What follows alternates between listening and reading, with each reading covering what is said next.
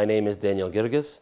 I'm here today in our first session of our program called Living Tradition. Before we begin, I'll give you a little bit of a background on myself. Technically, I'm a pharmacist by trade, but I also went and studied at Vladimir Seminary. I had my master's degree in theology, and my focus is on our liturgical tradition. So the purpose of our program is going to be discussing and how to embody our living tradition. If I dig a little bit deeper, our tradition as Copts is long-standing. It is very involved and it is ingrained in our people and in our history. And now that we have spread all over the world, it is important for us as children of our wonderful Orthodox Church in Egypt to reconnect and to understand and to embody and live that tradition. Today our session will focus on the hymn Atai Bartenos, also known as the Hymn of the 10 Strings. And this hymn is one of our oldest hymns, documented in manuscripts going back at least to the 14th century. The hymn itself is an exegetical hymn, meaning it's an interpretation of the scriptures, focusing on 10 psalms from our teacher David. And it interprets each of these psalms to be speaking of the Virgin Mary, hence the name 10 Strings. The hymn itself is written in a specific structure known to the Baha'iric tradition, or the northern tradition in the Coptic Church, and it's called the Wohem and Parallax structure. So we have many wahmat and many parallaxat, and many of the hymns that we commonly sing now are in that same structure. Maybe we're just a little unaware of it. So I'd like to give some information about this structure. Typically, a wohem is written as one continuous section. It doesn't usually fit into the Adam or Wata structure, which we'll explain in just a moment.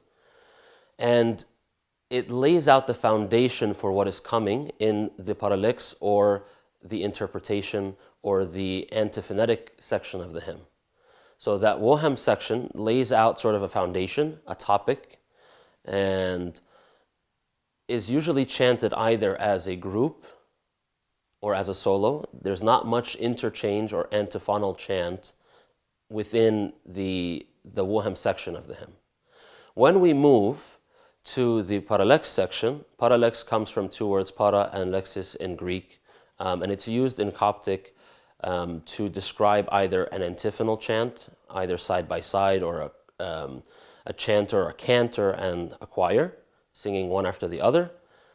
And also it describes a text that is interpreting or further describing the topic in the wohem section of the hymn. So in this case, the wohem would be Atai Bartenos, Shion Otayo Mfo, etc., all the way until the beginning of Adawid Kim. Adawid Kim is the beginning of the parallax. So from Adawid Kim until the end, there are 10 verses in this parallax.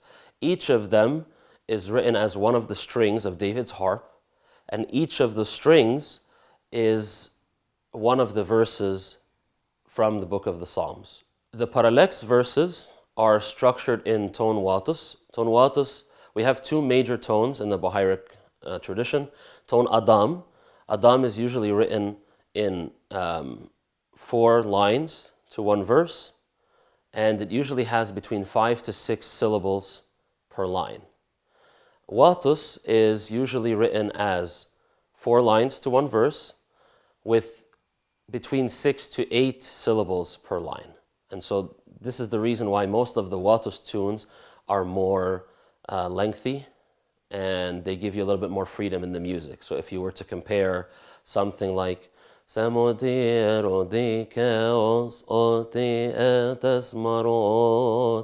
little bit more regimented than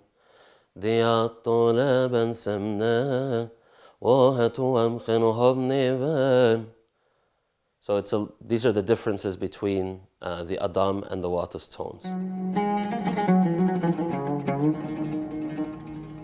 And the reason they're called Adam and Watus is because tone 1, and the number 1 in Coptic is written with the letter alpha, with a superlinear line on top of it. And tone 2 and the number 2 is written with the beta and the line on top of it. And so they correspond to certain words in the tadakiyat. So the tadakiyah of Monday begins with Adam. So they use the word Adam to indicate tone 1. And the beginning of the Thursday tadakiyah biwatus, watus, they use as an indication for tone 2. So the majority of the paraliksat, if not all, actually all of the ones that I have seen are written in tone 2, the watus structure. But I don't like to be conclusive because God knows one day, 100 years from now, somebody will find a manuscript that proves me wrong. But for now, the majority of the paraliksat are written in tone watus. The wahmat do not fit the tone 1 or tone 2 structure. And so these 10 verses, and we'll go through them step by step, are different psalms, and each of them is exegeted or interpreted from within the scripture. So it's very important for us as Orthodox Christians not to place our own understanding on the scriptures and then begin to interpret using our emotions or using our current realities in our society. It's important to understand the scripture and interpret it from the scripture and from its surrounding context and from what the scripture speaks about itself. This is a very important concept. So the church in this hymn exegetes the scriptural passages to be speaking of the Virgin Mary from within the book of the Psalms. So let's begin looking into this hymn and hearing the beautiful tunes. And there's variation to these tunes. There are a number of different recordings from different cantors throughout Egypt, some in Cairo, some in Upper Egypt, some in Alexandria, that have little different tastes here and there, and I've tried to highlight that in my recording of this as well. It's important to enjoy all the different variations that we have and to appreciate our heritage for what it is and how rich it is and how deep it is, and to develop a connection with our tradition so that we can continue to live it and hand it down to our children. Adai partenos ceno tayo em fo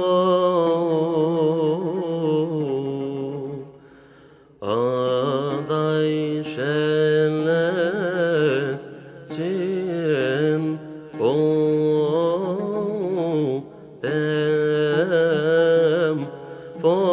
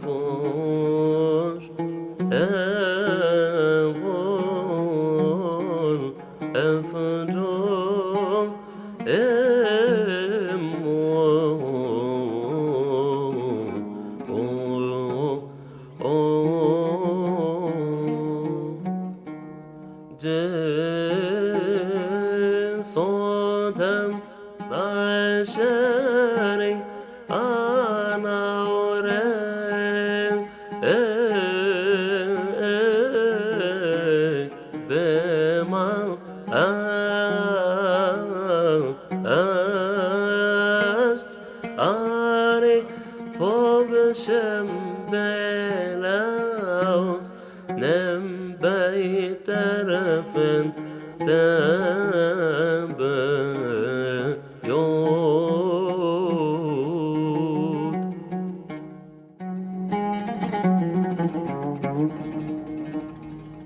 Now that we've heard this beautiful hymn and just dug a little bit into its history and its structure, understood the scripture that is being referenced, we will conclude our episode. I hope that you've enjoyed, and I ask that you pray for me.